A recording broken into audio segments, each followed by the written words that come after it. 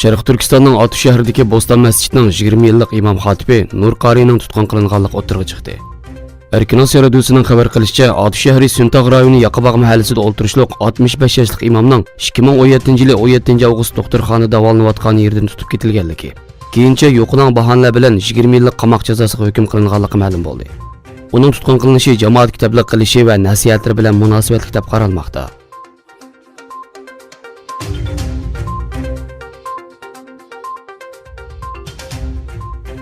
Sharq Turkistondagi zulmlarga norozilik bildirish maqsadida nurg'un xizmatlarni elib borgan Anadolu yoshlik jamiyati Istanbul Boshaq shahrida Sharq Turkiston xalqining ovozini anglatish uchun bir yig'in o'tkazdi. Sharq Turkiston vaqtining bosh kotibi Abdulla O'g'iz yig'inga taklif bilan qatnashib, kommunist Xitoyning Sharq Turkistondagi jinoyatlar haqida so'z qildi.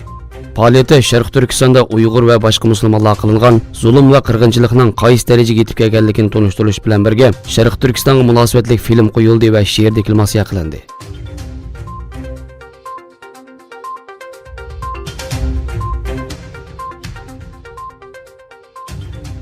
Xitoyning Wuhan shahrida o'tirg'i chiqqan koronavirus sababli o'lganlar 300 dan oshdi. Yo'qlanuvchilar soni 12 mingga yetdi. Dunyo sog'liqlik tashkiloti bosh davlatlarning virus hujumiga qarshi tayyorlik holatida bo'lish kerakligini ta'kidladi. Shuning bilan birga har qaysi davlatlarning Wuhandagi fuqarolarini qaytarib kelish xizmatlari davomlashmoqda. Virus manbasi bo'lgan Wuhan shahri boshchiligida Xubey o'lkasining har qaysi joylaridan yetkazib kelingan kishilar o'tirgan Germaniya armiyasi qarashli bir aeroplan Frankfurtga yetib keldi.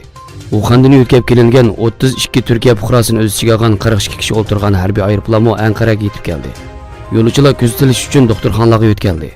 Iordaniyami koronavirus sababli Xitoydagi 71 o'quvchisini qaytarib keldi. Bu virus Xitoydan boshqa yana 24 davlatda o'tirg'i chiqdi.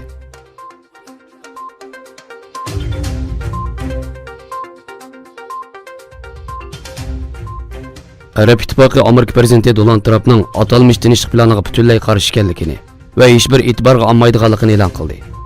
Falastinning chaqiriqi bilan Misr poytaxti Qohirada tashqi ishlar ministrlik saviyasida bir yig'in o'tkazgan Arab ittifoqi yig'inning xulosa dokladida Trump o'tirib qo'ygan planning adil, sijil va keng doiralik tinchlikni barpo qilishga zid bo'lib qolmasin, balki yana 30 yil davomlashgan tinchlik suhbatining patqoqib ketib qolishidan derak berdiganligini ta'kidladi.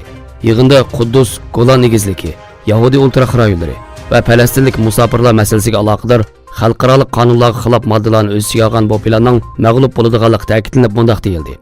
Arab ittifoqi bu planga butunlay qarshi turdi va bu planni hech bir shaklda e'tiborga olmaydi.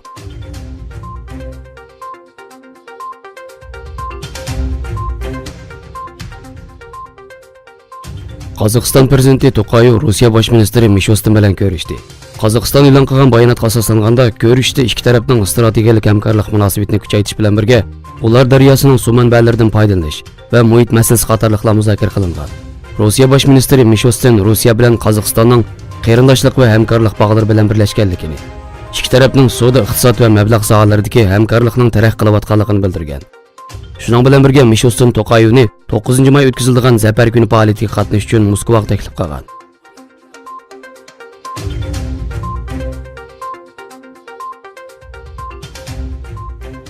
Xalqaro shirkatlar Xitoydan ayrilmoqda. Amerika olma shirkati Wuhan virus sababli Xitoydagi barliq do'konlarni 9-fevralgacha taqashni qaror qildi. Bundan burun qahva zanjirsimon do'koni bo'lgan Starbucks bu virus sababli Xitoydagi 2000 dan ortiq do'konni taqaganligini, uchiq qolgan do'konlardami ichilish taqilish soatlarini qaytadan tengshiganligini e'lon qilgan edi.